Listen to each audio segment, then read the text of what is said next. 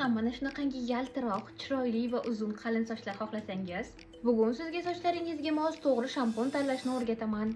Agar sizning sochlaringiz mana shunaqangi shikastlangan va tez to'kiluvchan bo'lib qolgan bo'lsa, Kerasisning mana shu lineykasidan aslo sotib olmang. Chunki buni tarkibida kollagen, biotin va pantenol bo'lib, siz buni ishlatishni boshlaganingizdan keyin sochlaringiz yanada tiklanib, mustahkamlanib, qalillashadi. Siz esa bunaqa sog'lom sochlarni eplolmaysiz. Kerasisning pushti lineykasidan aslo sotib olmang. Chunki buning tarkibida argan, kokos, jojoba kabi yog'lar bo'lib, bu lineykani ishlatishni boshlasangiz sizni quruq sochlaringiz oziqlanishni boshlaydi. Undan tashqari sochlaringizdan shirin ifor kelib turadi.